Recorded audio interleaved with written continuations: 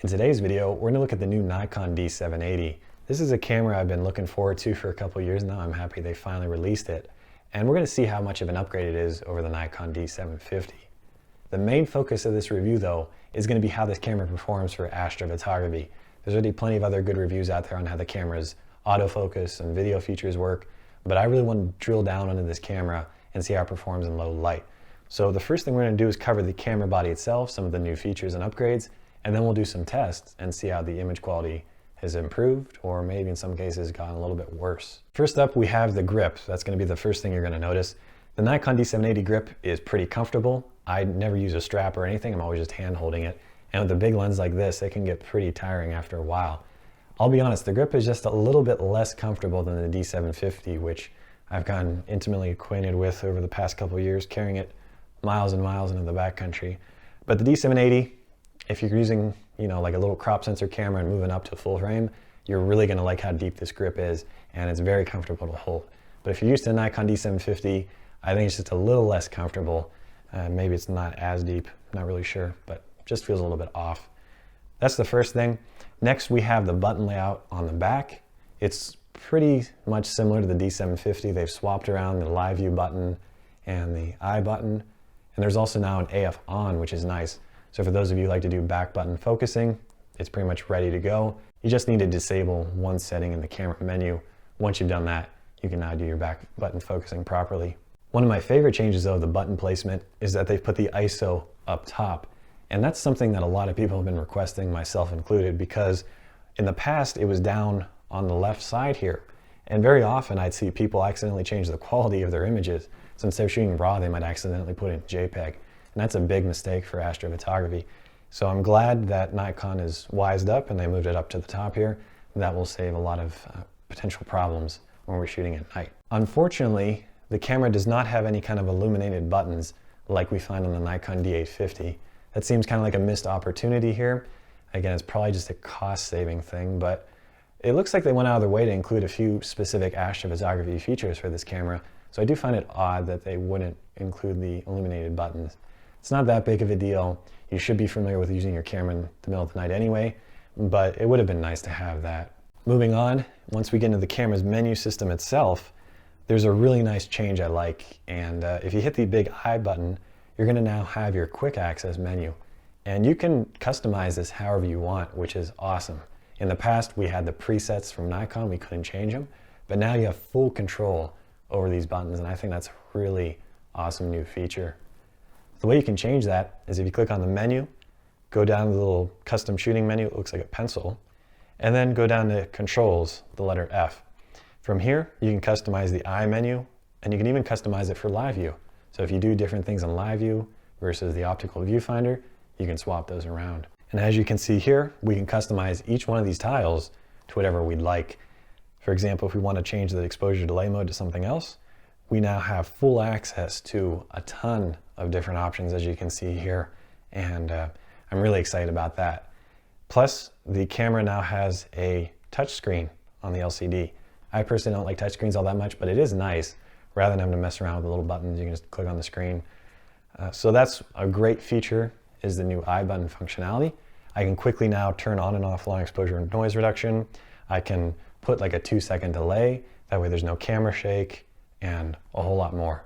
So I'm loving that upgrade. Moving on to the side of the camera, we have our inputs. If you had a D750, it uses the same remote control input, which is nice. You don't have to buy anything new. Although frankly, I wish they would upgrade that to like a USB connection. That would be a lot simpler for a lot of people. Speaking of USB, this camera does have a USB-C plug now on the side. So if you want to connect that to your laptop, you can quickly transfer the photos. And if you turn the camera off, you can even charge it up. So you'll see a little orange charge light, and now you can charge the battery without ever having to pull it out. Last but not least, we have my favorite feature of the D780, and that is the new extended shutter speed options. In the past, on virtually every other DSLR out there, you could only go to about 30 seconds. Once you hit 30 seconds, that's as far as you can go. If you wanted to do longer, you had to put the camera in bulb mode, attach an external remote, and then set everything up on the remote. But with the D780, you can now go past 30 seconds. You can go 60, 90, 120, 180, 240, 300, all the way up to 900. And for somebody like me who's usually taking 4-minute long exposures, That is so nice to have that. I don't have to worry about the remote anymore. I can just very quickly access it from my shutter speed dial. So I really want to thank Nikon for that. They finally have been listening to us, and hopefully this becomes standard on more DSLRs out there, because it's a simple change on their end, as far as I can tell, and it really does make the camera so much more usable for astrophotography. Now, in order to actually enable that, you need to go into your menu, go down to the custom shooting menu, and then go to shooting display. From here, you'll see A6 extended shutter speed options. Just turn that on, and then at that point you can now go past 30 seconds on your shutter speed. So again, thanks to Nikon for doing that. Finally, one of the most important questions I've gotten about the 780 is, how does the live view work in low light? You know, if you have a mirrorless camera, very often those are really miraculous at night, because you can hit the live view button. You usually have to hit one more button to boost everything. And then when you do that, you can actually see the Milky Way in real time, at least on like the Canon EOS R. I've seen that myself. It really is amazing. And then not only is that great for wide angle shooting, but when you're working with a telephoto lens, it makes those really faint stars much easier to find and focus on. So for a lot of people, mirrorless has been a huge benefit, whereas the DSLRs, it's much darker in the live view and much more difficult to compose and focus. So last night I took both the D750 and the D780 outside, and I performed a test. And first we're looking at the D750.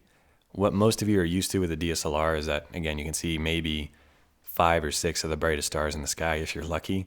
On some DSLRs, you can't even see anything at all, oddly enough. But in this case, I was using the Tamron 24-70 and trying to focus. And I'm pretty used to the D750's live view by now, so I know how to get around it. It's fairly dark though. And then once I captured this little video here of the D750, I swapped over to the D780. And I don't know how well this is going to translate in the video, but to my eye out there, it was way brighter. You can see a lot more faint stars. You can see all the stars in the Orion constellation, and it just looked way better. I was really surprised just how much of a difference there was. I was not expecting that big of a change. It's not quite up to a mirrorless camera yet, where you can see the Milky Way in real time, but this is definitely a huge step up over the Nikon D750. So if you've been having trouble with your live view, you don't want to go to mirrorless yet, the D780 has a great live view system for focusing at night. There's one more thing I want to point out here. Looking back at the D750, you'll notice the camera settings aren't exactly what we would use at night. But on the D750 anyway, usually the only way to get the stars brighter is to use a wider aperture value, in this case f2.8. The ISO and the shutter speed generally don't tend to affect the brightness of the stars. And I did go back and retest this just to make sure I didn't screw up, and there really wasn't any difference at all between this and your standard 20-30 second long shutter speed at a higher ISO. On the D780 though, things are much different, and in order to get the brightest possible stars, you need to increase the shutter speed to 30 seconds, and you'll actually see the stars get brighter as you go 5, 10, 15, 20, all the way to 30. You won't see any benefit past 30, so I always recommend when you're doing your initial focusing and all that, put the shutter speed to 30 seconds, and you can always change it later once you're ready to go. Increasing the ISO will not have any change on the star brightness here, based on my tests, only the shutter speed. So I figured I'd throw that in and help you guys out with that. All right, I think we spent enough time talking about the camera body. We've covered my favorite new features and how the camera is quite a bit more usable for astrophotography. Next, I want to do some tests with the camera in low light, and that's going to allow us to see just how well this camera is going to perform for astrophotography.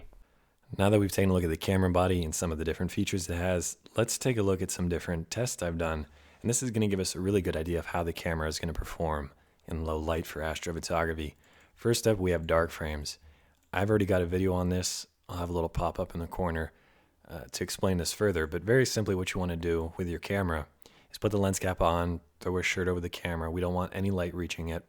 Then use like a 2 or 3 or 4 minute long shutter speed, ISO 800, and take a photo. Then, when you have this dark frame, you can bring in here in a camera raw Lightroom, increase the exposure to +5, then increase the whites +70. And when you do that, you're now going to see any problems on your sensor. For example, my old Nikon D750 had a very distinct purple glow at the bottom of the photo. If I was shooting astrophotography, this purple glow would almost always get baked into my photos because I didn't capture enough light. So if you only can shoot 20 or 30 second long exposures at night, whatever problems you see here on the dark frame, they're going to be visible in your photos. However, there's a very simple fix.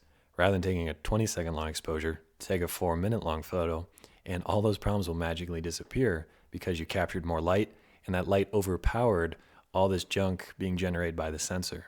Now, for some people, like if you don't have a star tracker, you can't really do this. I mean, you could take your 4-minute long shot for the foreground, but then you'd have to work out some way to get your sky. That's why I always recommend star trackers. I'm not going to go down that rabbit hole today, though, so check out my YouTube page for more information. Very simply, the Nikon D780 dark frame looks really good to me. There's no purple glow. There's really just kind of a flat, even image. I do see kind of a horizontal band here, though, and that's something we generally see with Canon cameras. They tend to have very bad banding issues, which causes all kinds of problems for low light shooting. But I don't think that's going to be really an issue here, so I'm not too worried about it. And overall, that's what the dark frame looks like on the D780 for those of you who are curious. Looks pretty good to me. Moving on, we're going to do an ISO invariance test. This is something I cover in my Star Tracker courses on my website, but very simply, there's already a lot of information out there how to do this. Go outside on a dark night, or in this case, a hotel room, and close the blinds. Then usually use a 20-second long exposure at ISO 12,800. Make that your starting point, and then adjust the aperture as needed to get kind of a neutral image like you see here. When you're doing this test, you want some areas that are very dark and some areas that are brighter. That way you have a really good contrast between the two. Once you've gotten your first image and things are looking pretty normal like you see here, if we start off at ISO 12,800, the only thing we're going to do now is decrease the ISO to 6400 and take a shot. Then we'll decrease the ISO to 3200, decrease the ISO to 16, 800, 400, 200, and 100. Once we have all the different ISOs with the same composition, we can do our test. And really all we have to do, if ISO 12,800 is our baseline, we'll go down to ISO 64 and increase the exposure +1. We're trying to essentially make all the images the same brightness. So ISO 3200 is going to be +2. Then we'll do +3 for ISO 1600, +4 for ISO 800, and +5 for ISO 400. Once you've done those adjustments, you also want to adjust the white balance. That way there's no weird differences between them. So make sure they're all selected. Just manually move the sliders, and there we go. Now we start at the top and use the arrow keys. There's really not much of a change. There might be a little bit from some light coming in through the curtains, but overall the images look pretty much identical as we scroll down. So if you're still new to this concept, ISO invariance means that if you need to increase the exposure here in post-processing from, a completely black image to something usable, if your camera is ISO invariant, then when we zoom in here, you really shouldn't notice any problems. And that looks pretty good to me. I mean, look at all that detail. That's the raw photo. There's nothing there. And then we do +4, and we've managed to salvage an otherwise ruined shot. That's ISO invariance. An ISO variant sensor is different. So with an ISO variant sensor, if you were to try and increase the exposure here in post-processing, everything would fall apart and it would look terrible. Generally, Canon cameras tend to be ISO variant. They do not perform well if you have to increase the exposure. Meanwhile, Nikon and Sony are ISO invariant usually. So if we increase the exposure here, it doesn't ruin the photo. That's really the big difference. Again, I recommend doing your own research because there's a lot more to learn about this, but that's the basics. Another thing you can do is once you've done these changes and they're all the same brightness, you can hit Open Images. That'll take us over into Photoshop. And if you know what you're doing there, you can get them all in the same workspace, rename them. Again, I cover this on my courses. I'm not getting into it today. We don't have enough time. But we have ISO 12,800 on the top. So what I like to do is zoom into kind of a dark area like the TV. And this is really where it's going to show us things the best. So this is ISO 12,800, 6400, 3200, 1600, 800, and 400. I think it's pretty safe to say that the ISO 400 image looks the worst. You really can notice that color model, and there's a purple tint to the image, which really wasn't there. At ISO 800, there's actually more of a green color cast now, and there's still some of that color model. 1600 though, we're back to slightly purple. The color model isn't as obvious. 3200, 6400, 12,800. And if we zoom out a little bit and get kind of that contrast I was talking about between the darks and the lights, we'll go through that one more time. So we have 12,800, 6,400, 3,200, 16, 800, and 400. Now the reason the 400 image looks noticeably worse than all the others is because the Nikon D780 has a dual gain sensor. Frankly, I'm not up on all my terminology that much. Basically, as I understand it, the dual gain means that once you get at least to 800 and higher, it's going to perform better in low light. So in other words, when you're shooting with a D780 in low light scenarios, start off at ISO 800 and go up from there. Don't use anything lower because the sensor should perform a little better. And that is what we see here in this particular example. Frankly, if I just didn't have a star tracker and I could only take single exposures, I'd probably be up around 6,400 for my ISO. That seems to give us pretty clean results without a lot of color model. And if we, again, zoom in here, really there's no significant change until we get to 400 in terms of the actual detail in the photo. If your camera was ISO variant though, you would really notice the difference as you went through these photos. So that's how the Nikon D780 performs for the ISO invariance. Pretty good all around. I'm not really having any problems with that. Finally, for our last test, we're going to look at long exposure noise reduction. And this is a setting I have to use pretty often at night, especially when I'm photographing my foregrounds. Because what happens is that when you take very long exposures, like 3, 4, 5 minutes, you're going to get hot pixels all over your photo. These are little bright colored dots. And these can really ruin a shot when they're in your photos, especially in the darker areas. You don't notice them as much in the highlights, mainly in the shadows. And the reason these hot pixels are so terrible is that it's very hard to remove them in post-processing cleanly without losing some detail. So thankfully, there's a setting in your camera called long exposure noise reduction. When you turn that on, the camera is essentially going to take two photos. It's going to take a light frame, and then it's going to take a dark frame where no light reaches the sensor. They're both going to have the exact same camera settings. The only difference is that the mirror's down, no light reaches the sensor on the second photo.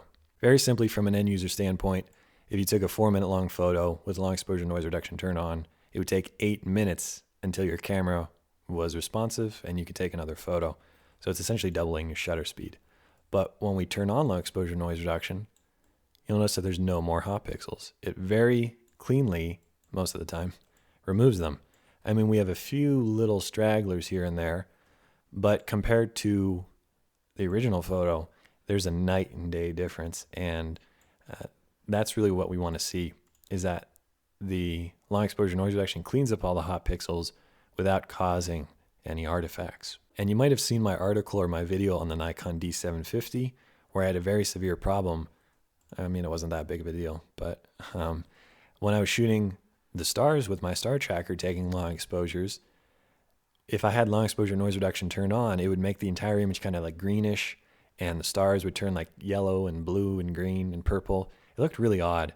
That was with long exposure noise reduction turned on. So I could never really use it when I was photographing the sky. It's not really a big deal, but I want to do that test here for the Nikon D780.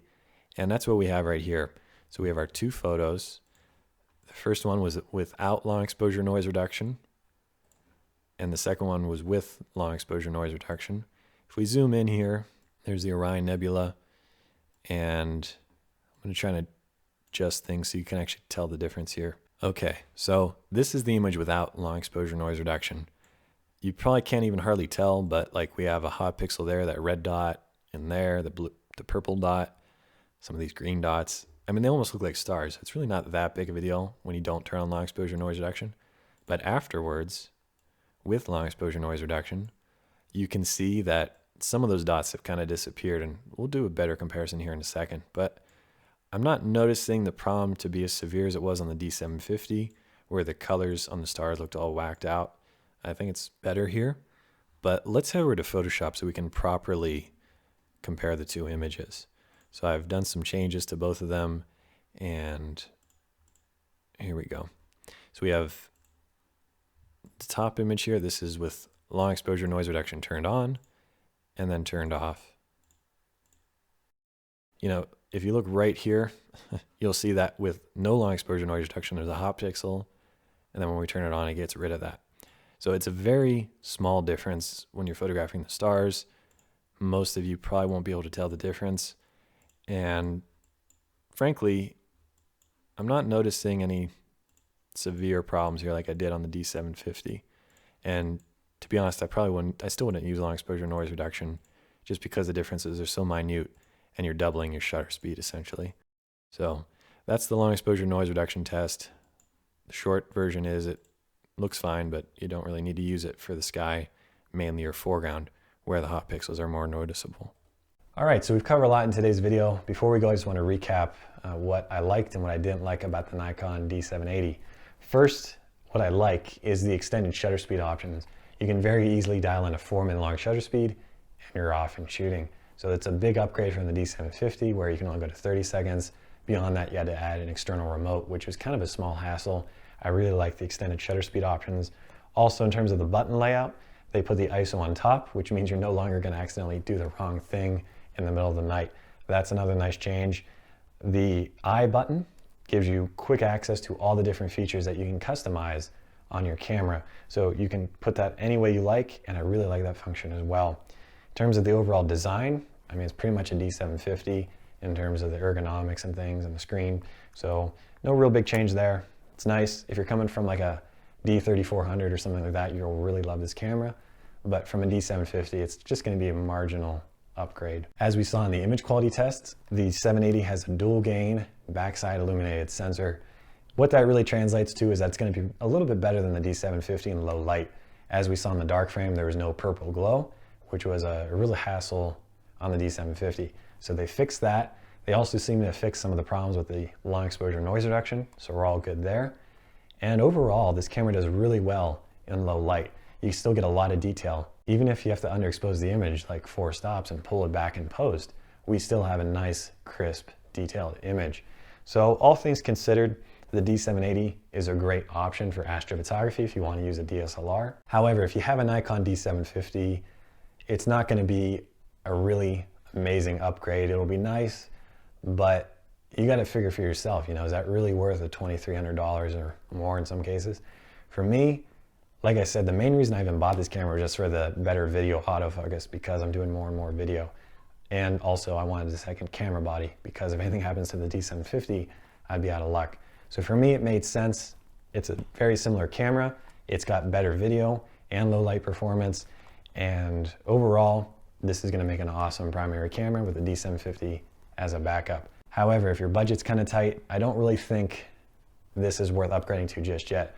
Might as well wait until there's a price drop because for the few features that are noticeably better than the D750, I personally don't think it's worth the $2,300, but that's up for you to decide. All right, well, I hope this video helped you out and you have a better idea of how the 780 is going to perform. If you have a question, you can leave a comment. That's all I got for you today, and I'll see you guys in another video.